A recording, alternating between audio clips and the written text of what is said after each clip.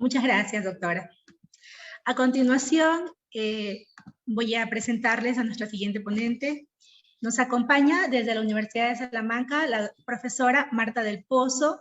Ella nos va a abordar el tema del derecho a la tutela judicial efectiva.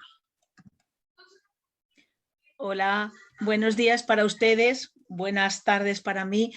Por favor, me gustaría que me hicieses anfitriona o coanfitriona. Sí, ya está, perfecto. doctora. Para compartir una presentación de PowerPoint que luego mandaré, vale, para Claro. que todo el mundo la pueda manejar.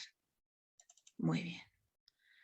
La abro ahora mismo y en cuanto la tengamos abierta, retomamos y empezamos a compartir. Muy bien. Bueno, pues como les decía, para mí es un verdadero placer encontrarme en este curso. Muchísimas gracias por haber contado conmigo y con la Universidad de Salamanca. Y bueno, dado que el tiempo de todas las personas que estamos en este foro es muy valioso, a mí, como me indicaron los organizadores, voy a hablar unos 40-45 minutos para que luego podamos dar paso a las preguntas.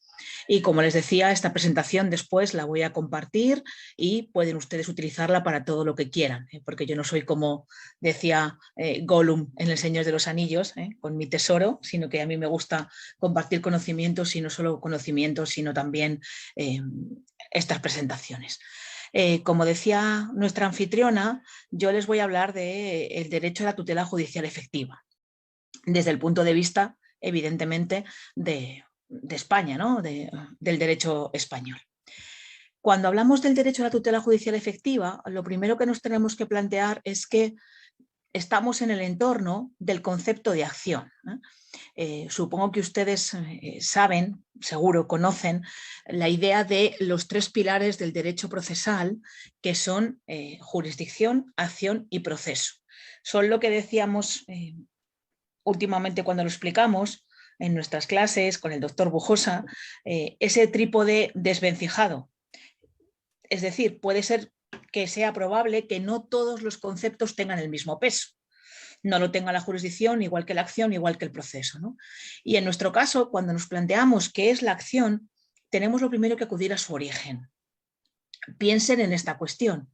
Cuando nosotros diseñamos un sistema de solución de conflictos y desterramos esa idea de la autotutela, de yo me tomo la justicia por mi mano, yo uso el ojo por ojo, el diente por diente, que decía la Biblia, y entonces si usted me atraca, yo a usted le pego una puñalada, si usted no me paga el alquiler, yo le quemo a usted el coche, pues entonces hemos entendido que la manera de la solución de conflictos era completamente diferente.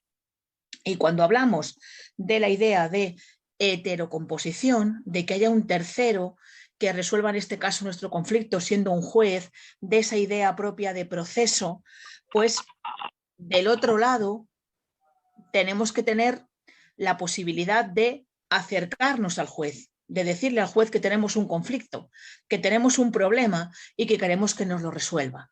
Por lo tanto, el origen del derecho de acción justamente es ese. Cuando hemos prohibido esa autotutela y creamos la manera de solución de conflictos, que es el proceso, y acudimos a esa jurisdicción, tenemos que darle a las personas en su mano la posibilidad de ponerse en contacto con el Poder Judicial, con la judicatura, con la jurisdicción, y por tanto tenemos el derecho de acción. En España ha habido múltiples autores que han escrito todo tipo de teorías acerca del derecho de acción y de lo que significaba. Pero en Salamanca, en el área de derecho procesal, con mi maestra ya fallecida, tristemente, que en paz descanse, la doctora Calvo Sánchez, y ahora con el doctor Bujosa, que ha recogido su testigo, nos hemos planteado que esta acción tiene que ser estudiada desde el punto de vista de la teoría constitucional. Tiene que estar recogida en la Constitución por su propia naturaleza e importancia, más allá de otro tipo de concepciones. De esta manera, nosotros entendemos que el derecho de acción es un derecho fundamental y, es más, es un derecho público subjetivo procesal. Esto significa que se encuentra en nuestra norma constitucional, está en el artículo 24.1, como veremos después, como equivalente al derecho a la tutela judicial efectiva, La titularidad es de todas las personas, luego lo reflexionaremos, tiene la máxima protección a nivel constitucional, es decir, podemos recurrir al Tribunal Constitucional en amparo cuando tenemos una lesión de este derecho, y además es un derecho que se dirige al Estado, por el cual todas las personas que se encuentran en España pueden acceder a un juez, acceder a la jurisdicción, acceder a un órgano jurisdiccional y decirle que tienen un problema, una dificultad y que por lo tanto quieren que ésta sea solventada. A ver si me deja pasar. Creo que no, porque se ha quedado... A ver, ahora. Como les decía, entonces el derecho de acción es el derecho a la tutela judicial efectiva en nuestro sistema, ese derecho a la jurisdicción. Y ese reconocimiento en el artículo 24.1 de la Constitución nos ha generado algún problema que reflexionaremos enseguida, porque dice lo siguiente: todas las personas tienen el derecho a obtener la tutela judicial efectiva en el ejercicio de sus derechos e intereses legítimos, sin que en ningún caso pueda producirse indefensión. Claro, probablemente cuando leemos este contenido que tienen ustedes en la diapositiva y que está en color rojo, podamos plantearnos que tal vez es un derecho difuso, extraño, distinto, complejo, y por lo tanto hay que hacer una serie de reflexiones al respecto. De manera inicial, nuestro derecho de acción, esa tutela judicial efectiva, ese concepto esencial del derecho procesal junto a la jurisdicción y al proceso, es ese derecho de acceso a la justicia. Cualquier persona, cualquier ciudadano, cualquier ciudadana puede acceder a un órgano jurisdiccional, juez o tribunal, al que le dice formalmente que tiene un conflicto con alguien.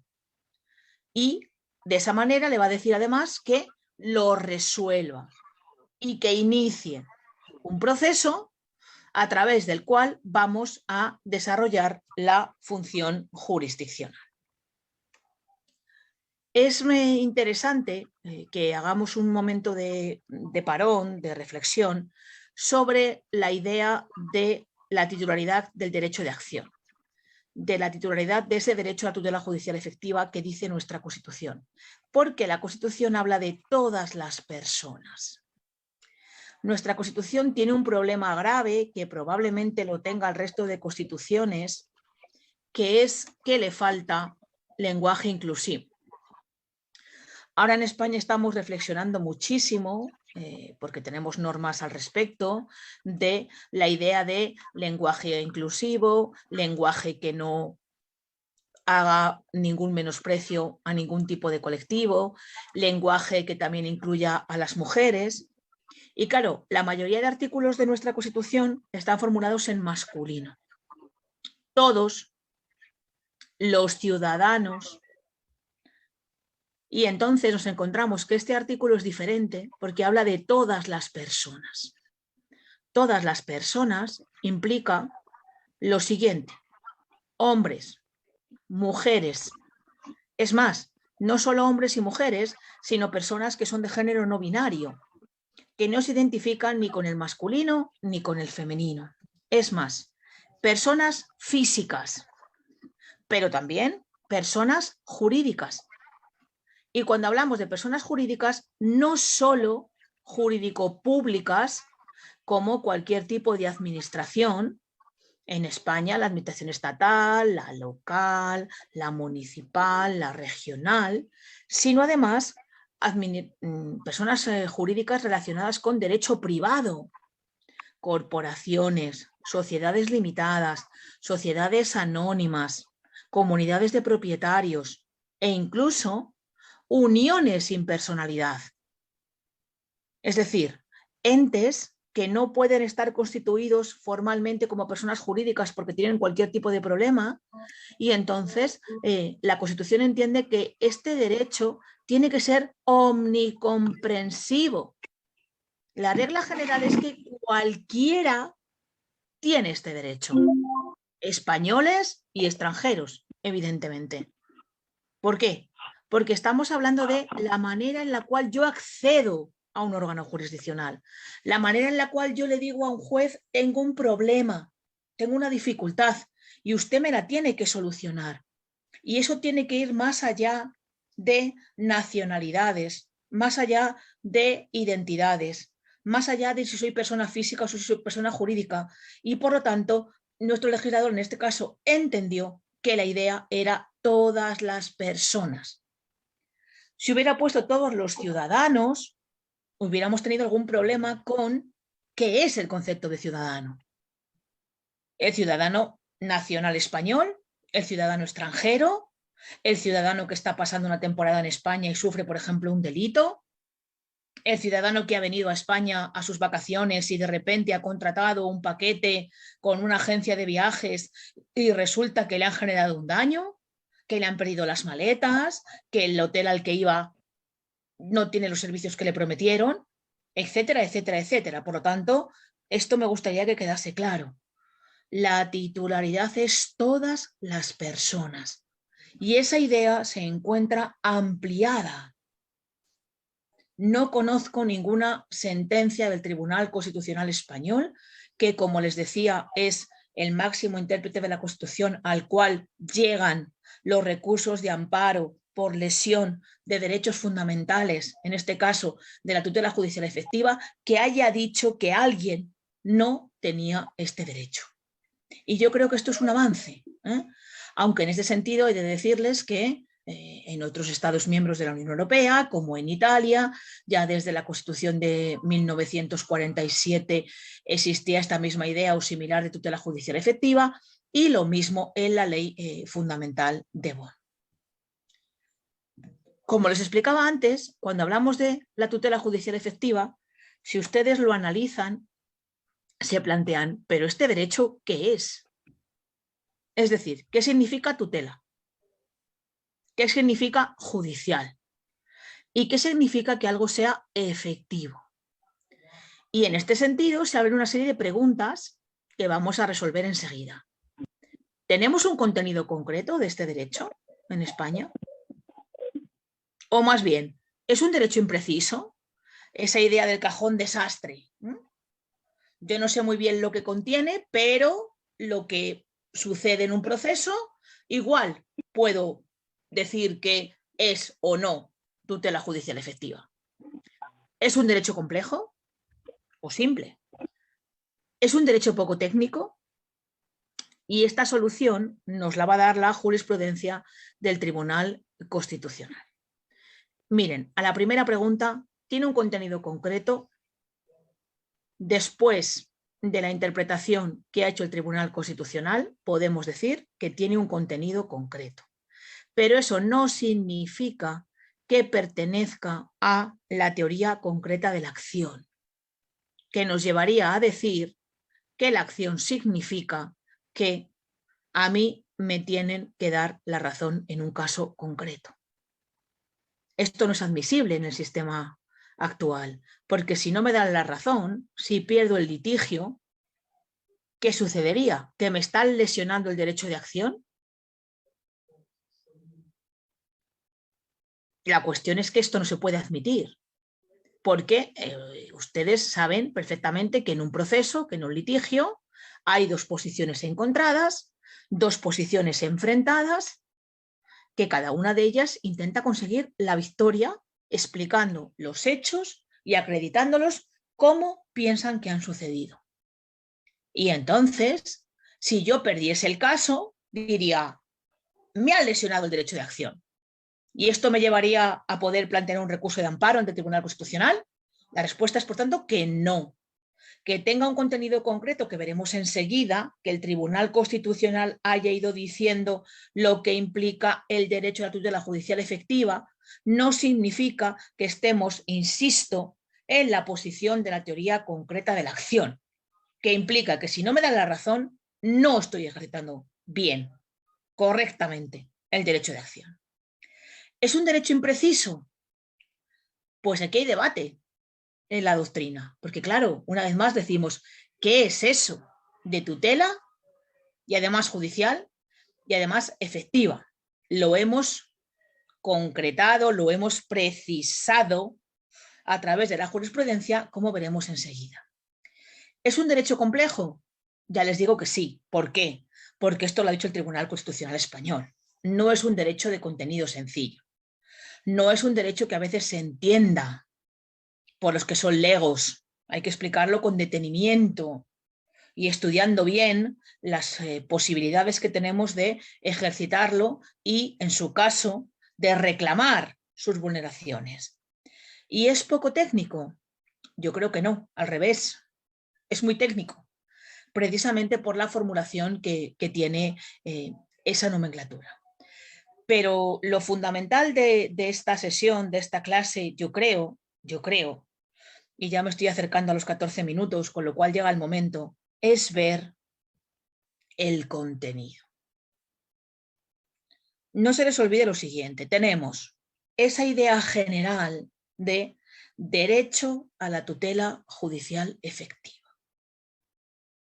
Y ahora vamos a descender a lo concreto, a lo que implica el derecho, a la que yo puedo exigir ante los tribunales españoles, a lo que yo puedo demandar, a lo que yo me puedo acoger.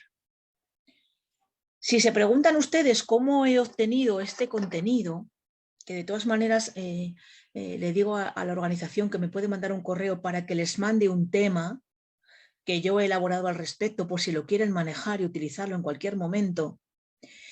La idea es que este contenido lo ha marcado, lo ha decidido, lo ha delimitado el Tribunal Constitucional Español. Y me dirán ustedes que cómo ha podido ser posible. Pues miren, les cuento. Nuestra Constitución es de 1978 y todos los años la mayoría de recursos de amparo, es decir, de impugnación ante el Tribunal Constitucional, ante el alto tribunal que protege las garantías constitucionales e interpreta la Constitución, por lesiones de derechos fundamentales, es utilizar la vulneración del derecho a la tutela judicial efectiva que hoy nos ocupa. Cuando estaba preparando estas clases, busqué lo que se llama la memoria del Tribunal Constitucional. La memoria del Tribunal Constitucional del último año, que está publicada, de 2020, y cuando uno analiza la memoria, obtiene lo siguiente. De cada 4 recursos de amparo, es decir, de cada 4 reclamaciones por lesión de derechos fundamentales constitucionales en España, 3 responden a la solicitud de lesión de la tutela judicial efectiva. Con lo cual, cuando nuestro alto tribunal en materia de garantías constitucionales está resolviendo el 75% de los recursos de amparo por lesión de la tutela judicial efectiva, tienen ustedes que entender que va matizando, que va rellenando, que va modelando el contenido de este derecho, que vamos a ver a continuación.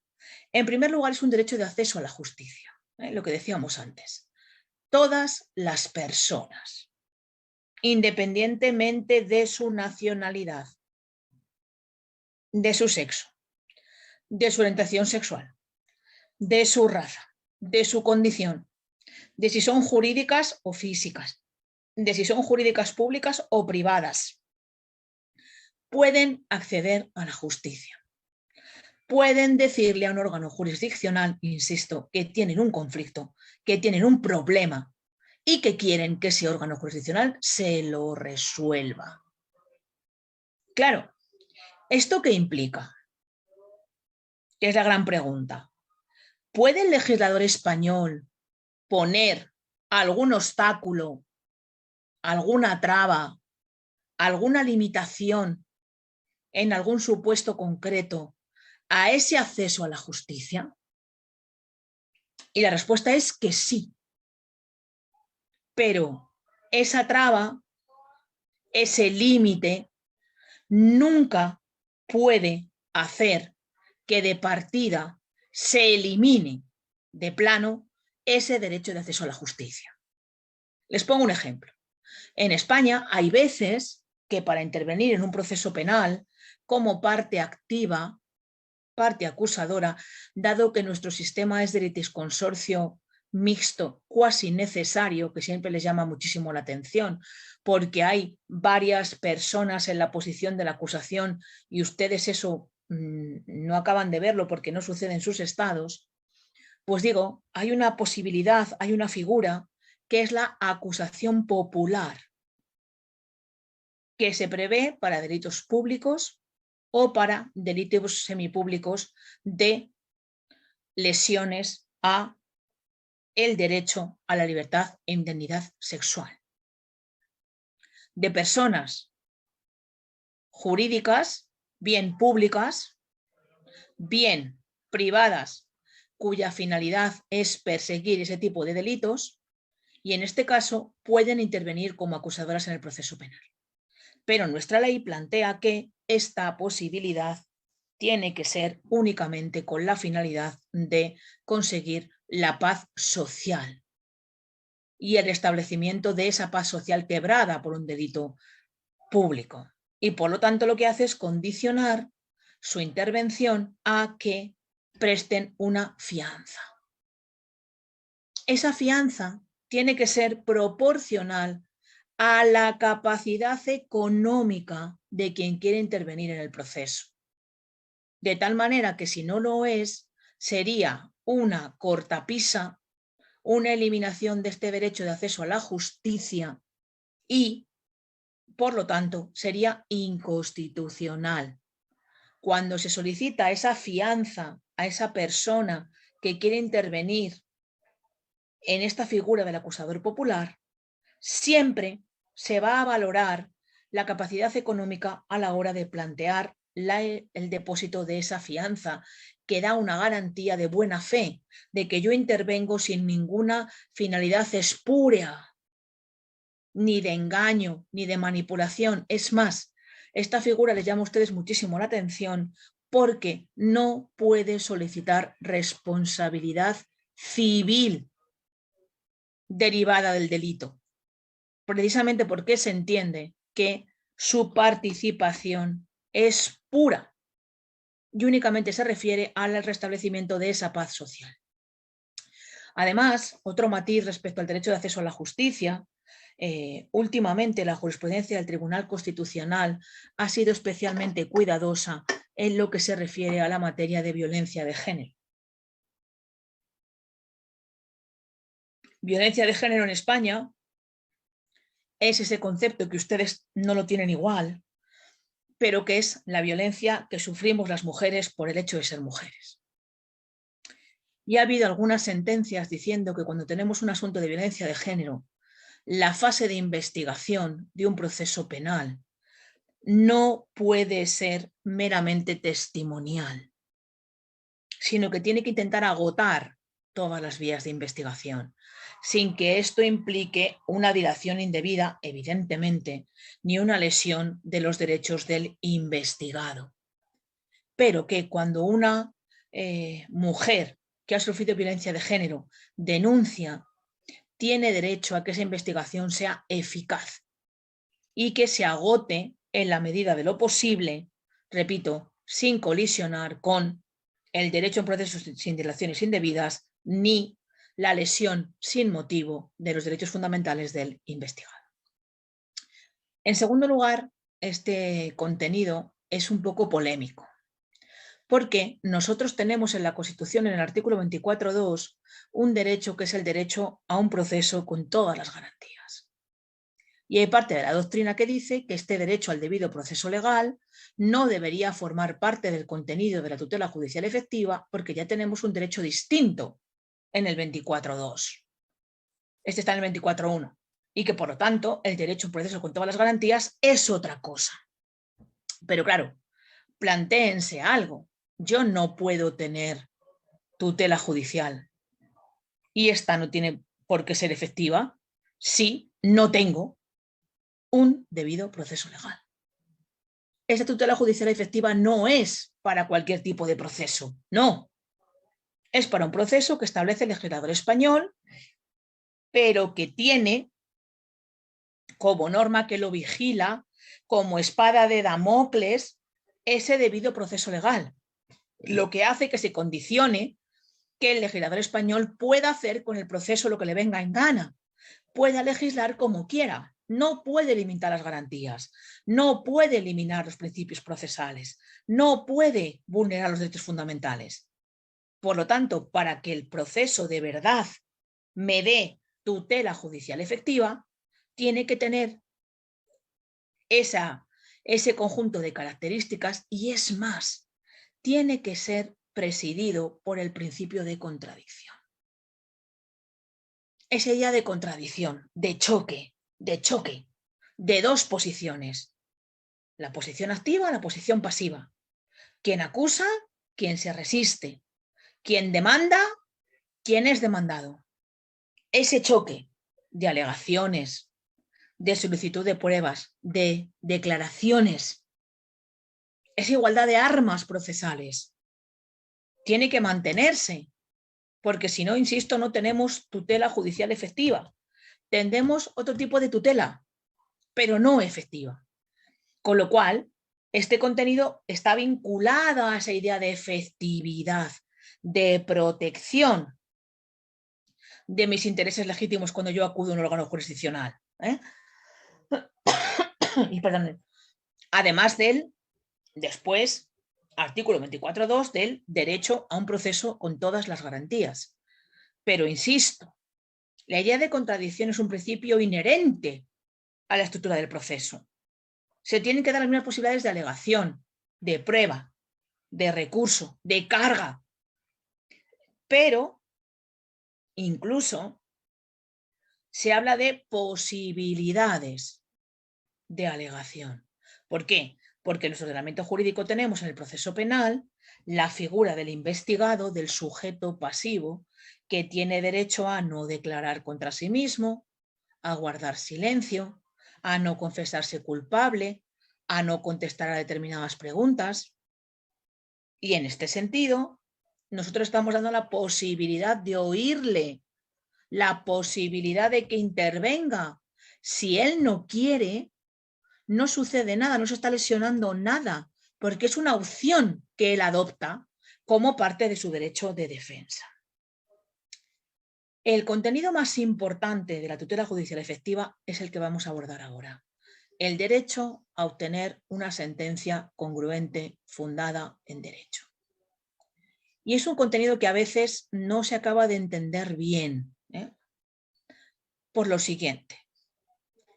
En España tenemos las siguientes dos posibilidades. Una, nosotros vamos a un proceso, ese proceso tiene una serie de presupuestos procesales que tenemos que cumplir. Capacidad, legitimación, jurisdicción, competencia, etc. Si el proceso se está sustentando de manera adecuada, si se cumplen todos los presupuestos, ese proceso va a llegar a una solución. Y esa solución, si se han cumplido todos los presupuestos y la tramitación del proceso ha sido normal, va a ser una sentencia. Y va a ser una sentencia sobre el fondo. Y va a ser una sentencia que diga, usted tiene razón o la tiene usted. No ha lugar a la pretensión o sí la hay.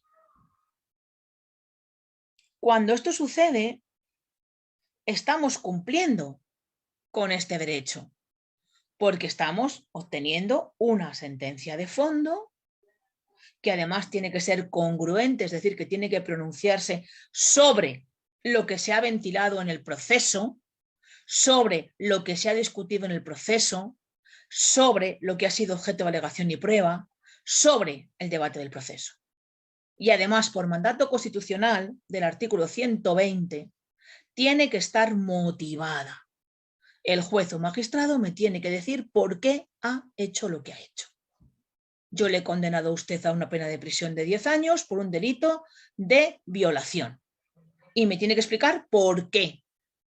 Porque estaba usted allí, porque encontré su ADN y lo dice el médico forense dentro de la vagina de la víctima, porque había una marca de mordiscos en su cuello que eran de su dentadura, porque usted luego le mandó un mensaje de WhatsApp, porque.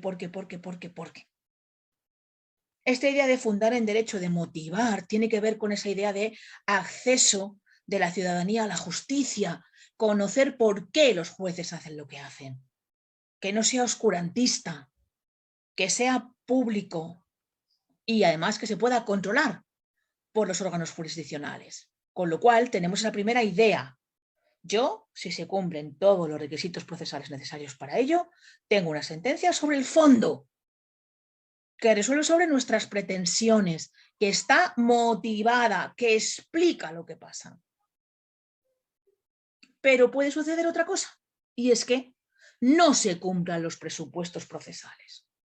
Por ejemplo, en derecho procesal civil, que se plantea una demanda donde hay ya cosa juzgada o litispendencia.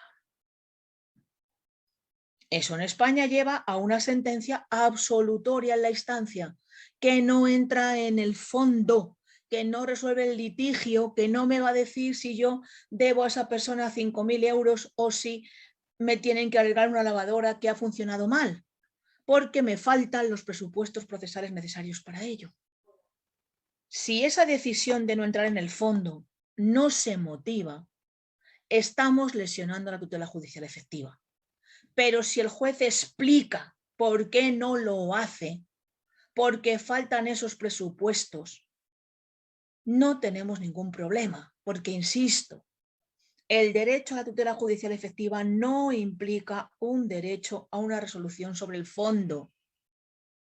Es más, tampoco implica un derecho a una resolución sobre el fondo que me dé la razón, sino que lo que lleva consigo es que se me dé una resolución motivada, fundada en derecho, que entre en el fondo y lo resuelva cuando se den los presupuestos procesales necesarios para ello, y si no es así, me explique por qué no entra en el fondo. En cuarto lugar, y también le suele llamar mucho la atención cuando yo he explicado esto en otros foros, tenemos el derecho al recurso en el proceso penal.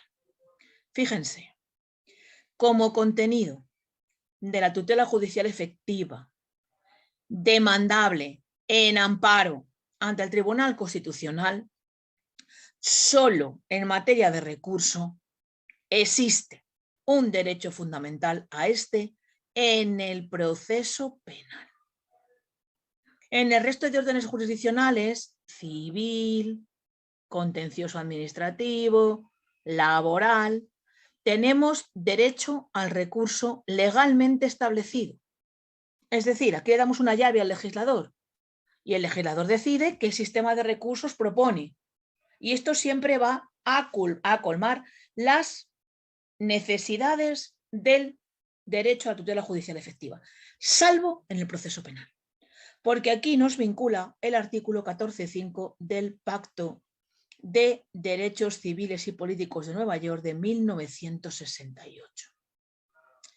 Ese artículo dice que cualquier persona condenada por un delito tiene derecho a que su condena y la pena concreta que se le haya impuesto sea revisada por un órgano jurisdiccional distinto y superior jerárquico del que dictó la sentencia condenatoria.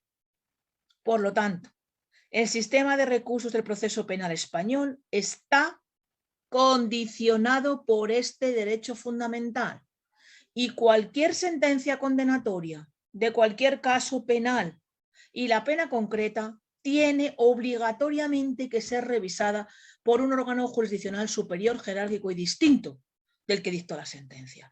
Y por lo tanto no podemos configurar el sistema de recursos que nosotros queramos, sino el que nos obliga a este pacto. Como les decía, esto no sucede en otros órdenes jurisdiccionales. Por ejemplo, en nuestro proceso civil, las sentencias dictadas por la cuantía del pleito menores de 3.000 euros no se pueden impugnar. Una vez que se dictan, devienen firmes. No hay posibilidad de recurso ninguno.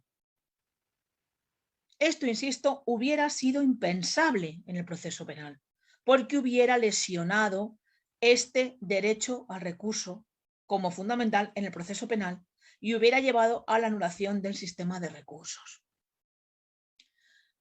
En cuanto al derecho a la efectividad de las resoluciones judiciales, yo siempre les digo a mis estudiantes, cuando iniciamos nuestras clases, que si lo han pensado, seguro que ustedes lo han pensado porque tienen otro bagaje curricular, una sentencia es un papel. No sé si alguna vez se lo han planteado así, es un papel. A mí el juez me da un papel. Es más, ahora no me da un papel.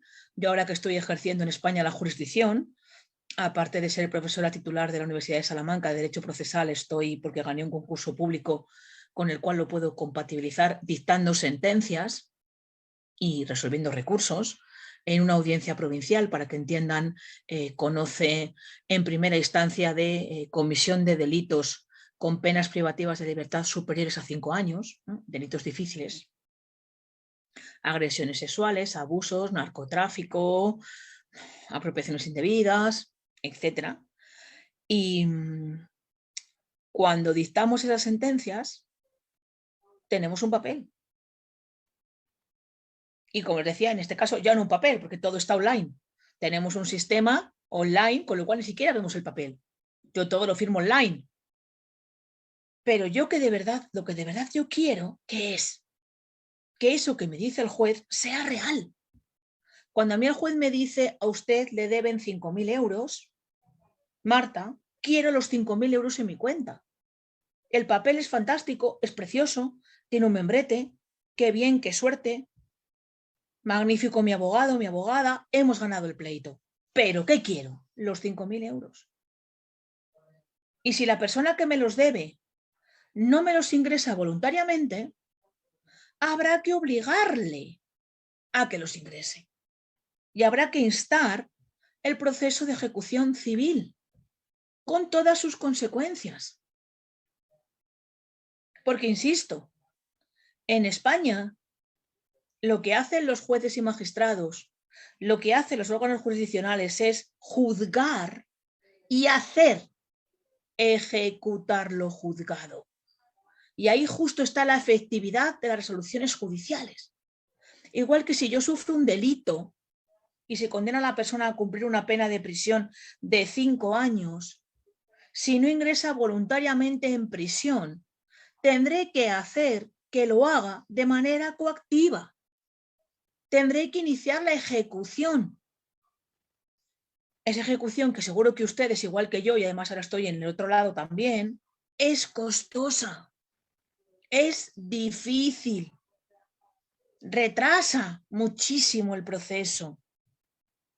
Pero insisto, no hay justicia, no hay tutela judicial efectiva si no tenemos derecho a que la resolución judicial que yo he recibido se lleve a la práctica, se ejecute, se cumpla, porque si no, como dice nuestro Tribunal Constitucional, es papel mojado. Es un deseo, es una declaración de intenciones. Sí, usted ha ganado el pleito, le tienen que devolver ese cuadro. Ya, pero yo quiero el cuadro, porque es mío y lo quiero colgar en mi salón.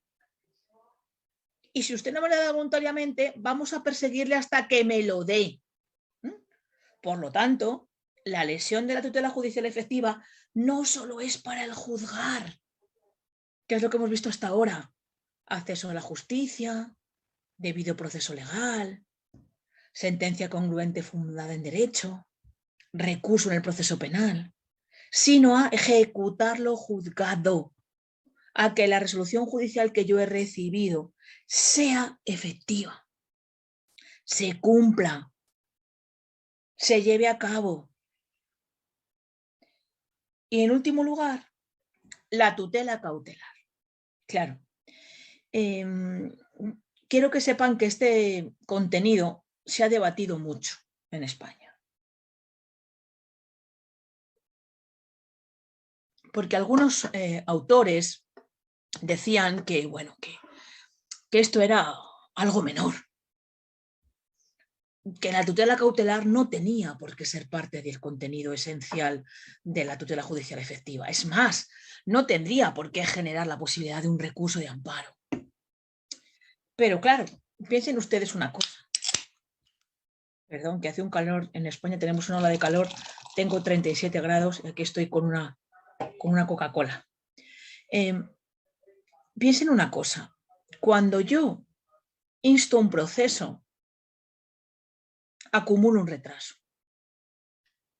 Saben ustedes que esto es un mal endémico de la Administración de Justicia a nivel global y a nivel mundial.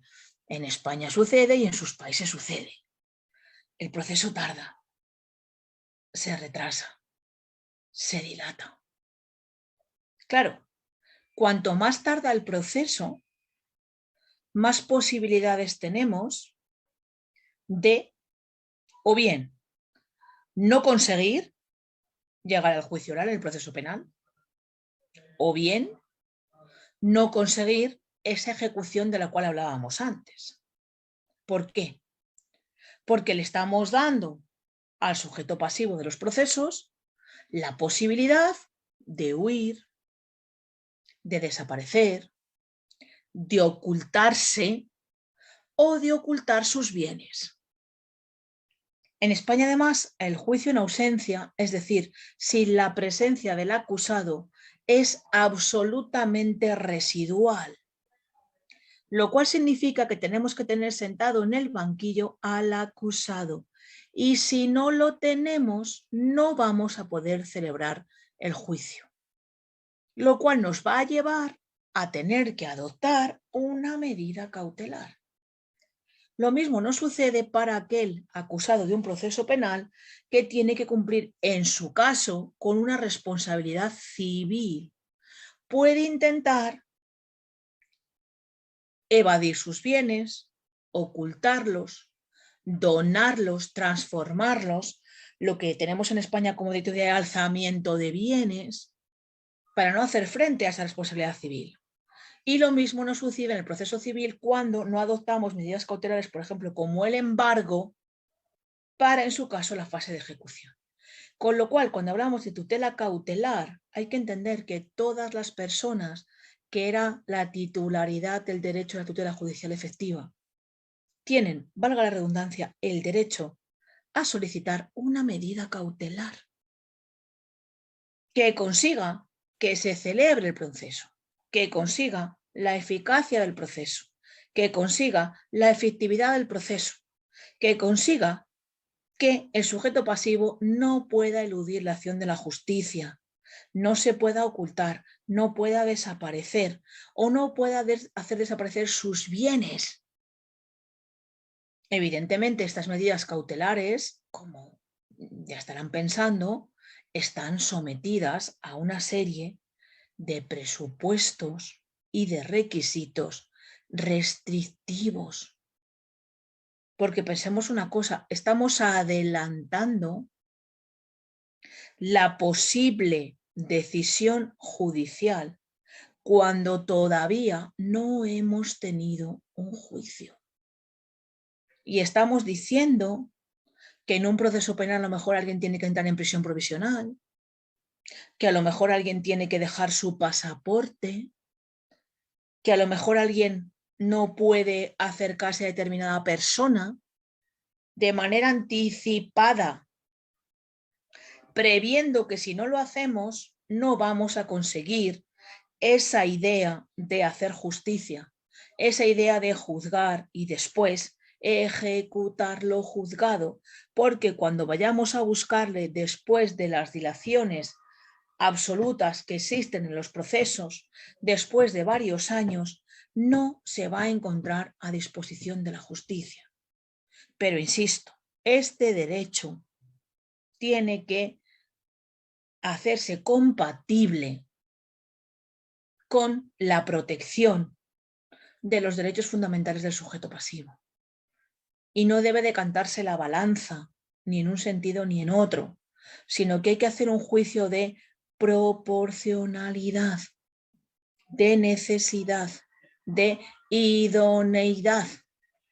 Y en cada caso concreto, la tutela cautelar, la medida cautelar, será una u otra, valorando, ponderando, teniendo en cuenta las circunstancias del caso concreto. Llevo hablando 43 minutos. La organización me dijo que 40, 45, y entonces voy a la última diapositiva. A ver si nos deja pasarla, si quiere. Miren, no sé si lo ven, porque lo tienen ahí a lo mejor. A ver, no sé qué he hecho ahora. Digo que no sé si la ven, pero esta viñeta yo creo que ilustra lo que hemos disertado en estos 44 minutos. Es una viñeta de un ilustrador, un humorista español que ya falleció, que se llama Forges, que es muy famoso y que podría definir esa idea de la tutela judicial efectiva como tienen ustedes ahí. Fíjense, son una serie de personas, se dan cuenta que son hombres, mujeres, con traje, sin traje, que van a la consulta de un oftalmólogo, es decir, el médico de los ojos. Y en la viñeta se titula Pandemia ancestral. Ahora que estamos en pandemia, o bueno, o casi en pandemia, o que aquí en España no sabemos muy bien cómo estamos, que si gripalizados, que si la 7ª ola, que si la 8ª, que si la 9ª. Yo solo les digo que todo el mundo a mi alrededor tiene coronavirus menos yo. Debo ser una persona extraña, que ni el bicho quiere entrar en ella. No, ahí lo dejo, no tengo nada más que decir. Y veo que Melda se monta de la risa. Hasta ahora me he salvado, soy la resistencia, que decimos en España. Entonces van a este médico, el oftalmólogo, el médico de los ojos, ¿y qué dice el oftalmólogo? Soy especialista en justiciología ojoplatosa. En España decimos que nos quedamos ojipláticos, como están ellos, cuando tenemos determinadas resoluciones judiciales que pueden evidentemente vulnerar la tutela judicial efectiva. Y por eso, para terminar con un guiño, a las 18:07 hora española, sus 10 y casi 11 de la mañana, pues esto es lo que les quería contar. Muchísimas gracias de nuevo a los organizadores y bueno, quedo a su disposición para cualquier consulta que me quieran hacer o cualquier comentario. Muchas gracias. Doctora Marta, muchísimas gracias. Qué rico escucharle y poder comprender el derecho a la tutela judicial efectiva desde otro contexto, ¿no? Como el que usted nos acaba de abordar. A continuación voy a dar paso a algunas preguntas de nuestros cursantes. De pronto, si alguien tiene una pregunta, pues estamos... Excelente. Gracias, Ana. Tenemos muchas felicidades aquí.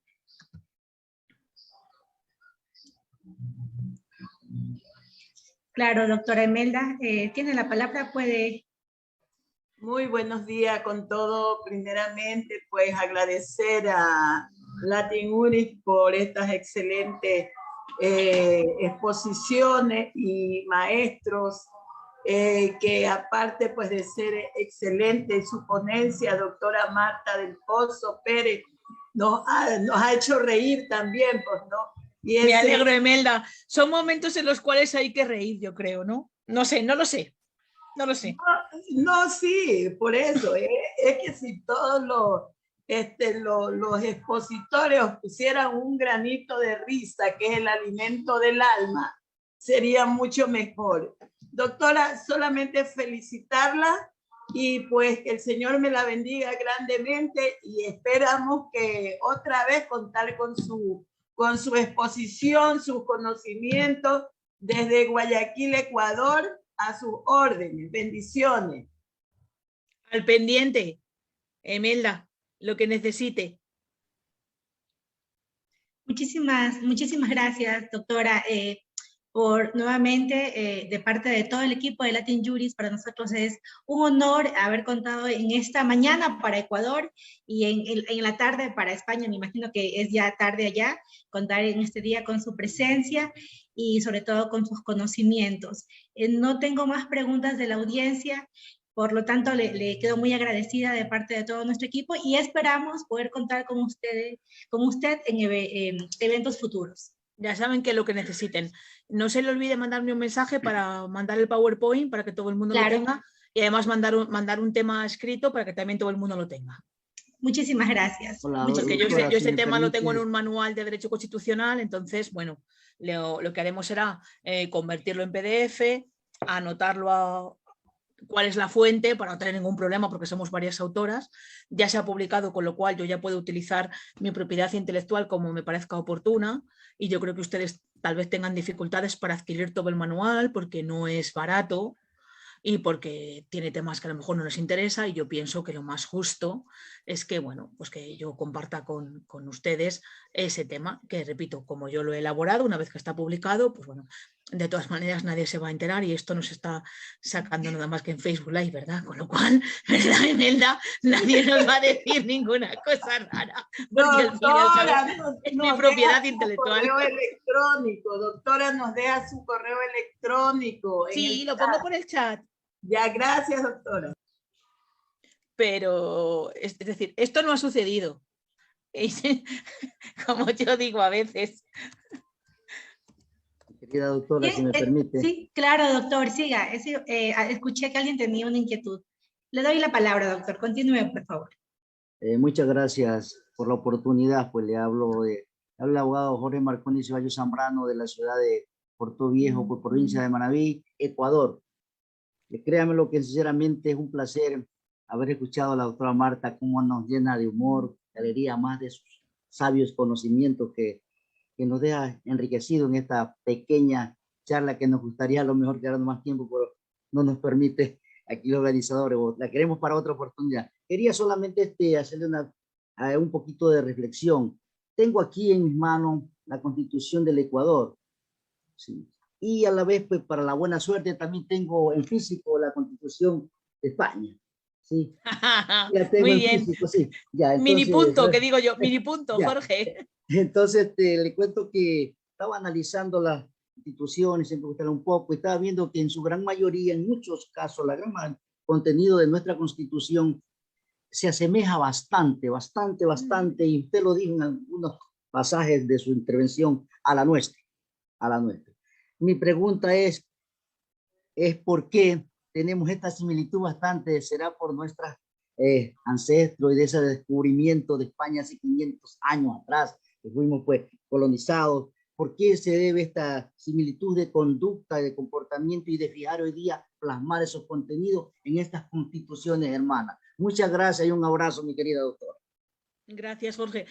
Yo creo que esa tiene que ser la razón, pero mira, te voy a decir una cosa y voy a ser tremendamente sincera. Yo cada vez intervengo más en cursos como este y conozco más posiciones y más legislaciones de diferentes estados y cada vez estoy más convencida que España no es ejemplo de nada, Jorge. No es ejemplo de nada. Hay veces que me contáis unas cosas que yo digo, Dios mío, están adelantadísimos. Por ejemplo, en materia de mediación. Nosotros en materia de mediación somos un bebé, para que lo entendáis con un símil. Nuestro bebé está empezando a andar, tiene como 3 años y va... Y en algunos de vuestros países habéis hecho tantas cosas. Instituciones de mediación, leyes de mediación y en todo tipo de cuestiones que tienen que ver con las necesidades que uno tiene que resolver cada día en su trabajo, ¿no? Entonces yo creo que tal vez el origen sea ese. Igual que España copió de Italia, que lo decía yo antes, y copió de Alemania, pues bueno, al final nuestra influencia sin duda tiene que ver con esos lazos. Pero, insisto, creo que hay veces que hay que mirarlo al revés.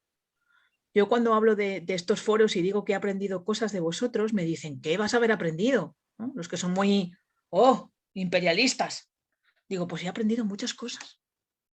Y hay veces que me habéis dado lecciones muy sabias y que me habéis contado normas que tenéis en vuestros países que yo digo, Dios mío. Entonces tal vez deberíamos hacer más foros de intercambio, porque cuando los investigadores proponemos reformas, al menos algunas personas de aquí, de España, solo miran a Europa. ¿Y por qué no miraros a vosotros? ¿Por qué no mirar a México y a Ecuador y a Argentina y a Paraguay y a la República Dominicana? Y no me quiero dejar a nadie. Entonces parece que no os tenemos en cuenta. Y habéis hecho unas reflexiones, yo creo que buenas. Y sesudas, y estáis en procesos de cambio muy importantes. Y en procesos de renovación. Y en procesos de cuestionaros las cosas. De decir, esto no está bien. Vamos a pensar otra cosa. Vamos a repensar. Vamos a hacer. Y a mí eso me molesta muchísimo. Pero ¿sabes qué pasa, Jorge? Que una gran mayoría de los profesores de las universidades españolas, y bueno, ya sé que estamos en Facebook Live, no me importa, porque yo seguro que conozco a los que no hacen esto, solo miran hacia eso, hacia Italia, hacia Alemania, hacia Francia, hacia Portugal. Y claro, nosotros tenemos una relación, Salamanca tiene una relación tan privilegiada con vosotros. Esa idea de enriquecernos mutuamente, yo creo que a veces se nos olvida y que algunos piensas que sois, yo es que soy muy futbolera, me van a perdonar, no sé si conocen mucho el fútbol español, pero soy muy del Real Madrid. Sí, ¿cómo que no? Sí, me encanta el fútbol. Bueno, pues soy Jorge, español, merengue, sí. decimos aquí, merengue, merengue no, merengona, merengona, ¿no? Entonces ahora mismo el Real Madrid es una mezcla de culturas, de países. Y todo el mundo dice, ¿cómo te puede gustar este equipo si no tiene ningún español? No, sí tiene, pero no solo tiene españoles. Y yo creo que esa mezcla, que esa idea de enriquecernos, de trabajar, de construir, de no mirarnos el ombligo y decir que somos los mejores porque no lo somos. Y si un día nos sentamos tú y yo, Jorge, probablemente tú me ganes y me digas, doctora, esto hacemos aquí. Y yo te diga, ¡oh! ¿Qué es eso? Mi pleito tarda 6 meses, doctora. Yo te diga, el mío 3 años y medio. Entonces, hay veces además que cuando yo en estos foros planteo las cosas que suceden en España, hay algunos de vuestros compañeros que me dicen, teníamos otra idea. Claro, esa idea de somos mejores. No, ni mejores ni peores. Entonces, yo creo que lo que tú planteabas es cierto. Has hecho el diagnóstico correcto, que es, bueno, vamos a mirarnos a España, ¿no? Vamos a mirar a España. Pero una vez que miráis a España, Jorge, hay que empezar a hacer otras cosas. Hay que empezar a innovar, hay que empezar a mover. Decimos en España mover el manzano, o digo yo, mover el manzano. Vamos a revolucionar el gallinero, ¿verdad, Emelda? Vamos a revolucionar el gallinero. A ver qué pasa aquí, ¿no? Porque no nos tenemos que conformar con cualquier cosa. Y más ahora cuando vienen vientos raros, al menos en España, vientos raros.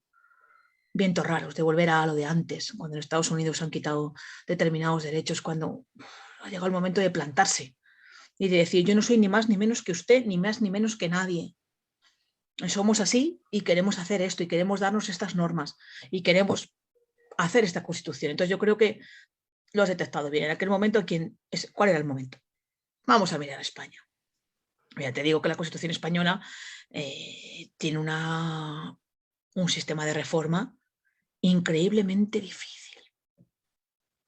Increíblemente difícil. Sobre todo en el núcleo duro.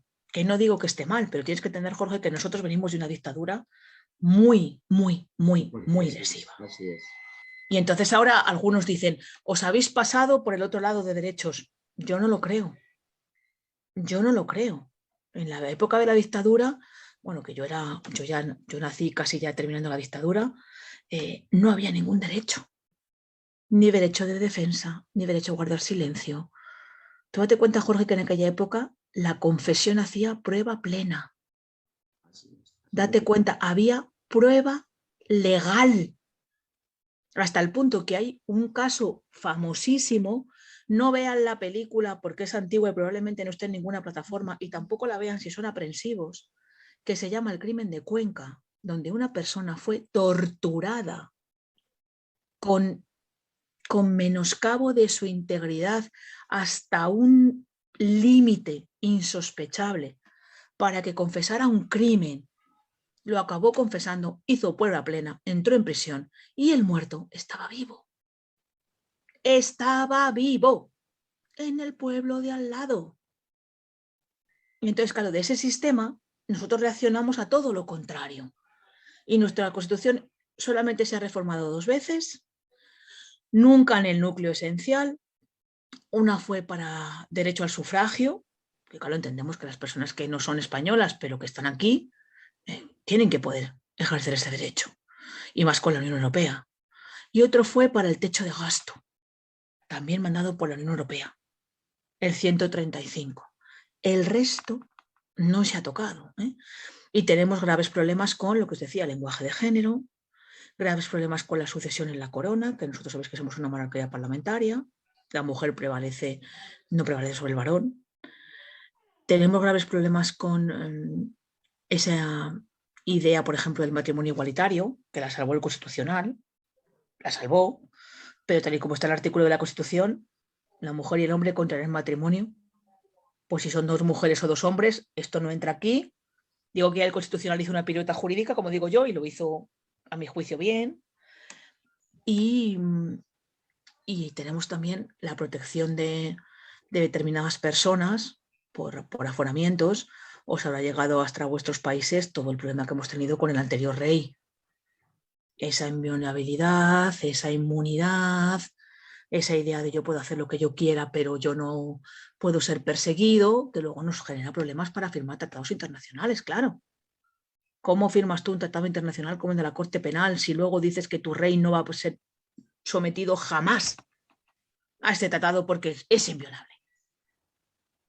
Haga lo que haga. Entonces, quiero decir que estamos hablando además de una Constitución que, como te digo, en vuestros países estáis muchos en procesos de reforma constitucional. Y yo lo alabo, con lo cual el origen, la copia es esa, Jorge, pero bueno, yo creo que nos habéis mejorado. No, así es. ¿Cuánto se le agradece, doctora, a ti por atenderme? Y solamente acotarle algo para terminar y despedirme a la vez, porque en nuestra Constitución pues tiene muchos pasajes donde también se da derecho a la Pachamama, a la tierra mismo, a los animales. Ay, me encanta el concepto de Pachamama. Sí, a los derechos de protección a las personas, sí, bastante avanzadas, pero lo que sí nosotros ya llevamos vamos por la 18, la número ya. Y nosotros por la 1. Hemos ganado. Doctora, cuánto le agradezco por su respuesta y gracias por atenderme de igual manera a los coordinadores y compañeros demás. Buen día. Un segundo que me estoy alargando. Yo dije que no me iba a alargar, pero esto ya es el turno de preguntas. Mira, Jorge, solo te voy a dar un dato. En España ha habido una normativa revolucionaria sobre los animales domésticos. Antes se podían embargar, ¿vale? En el proceso civil yo podía embargar un gato. Yo decía, esto no puede ser un perro, un loro, un conejo, un hámster. Entonces ahora hemos hecho una normativa que dicen que es muy moderna, y ya me dices tú que lo tuyo estaba en la Constitución, de, oye, esto no son lo que considerábamos nosotros en España bienes semovientes. Ojo al concepto. No son inmuebles ni son muebles, porque como semovientes, se mueven, andan. Entonces ahora está prohibido embargar los animales de compañía. Está habiendo registros de animales de compañía y es más, hay bufetes de abogados que han encontrado su nicho de mercado en cuando hay separaciones o divorcios, no los niños, no los apartamentos, sino los animales. ¿Quién se queda con el perro? ¿Quién se queda con el gato? ¿Quién paga el veterinario? ¿Quién hace visitas? Qué bien, son derechos. Y tú dices que en vuestra Constitución ya estaba. Ya así estaba. Nada más que decir.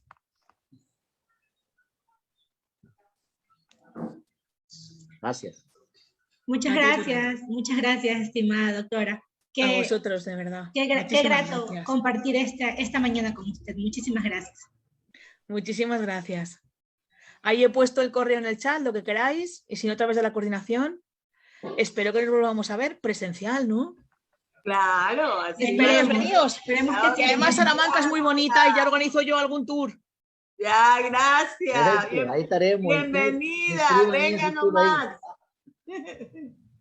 Muchísimas gracias y tengan todos muy buenos días. Nos veremos Buenos días. jueves en nuestra próxima jornada. Abrazo. Ya. Gracias, adiós. Abrazo Adiós. telemático. Adiós, gracias.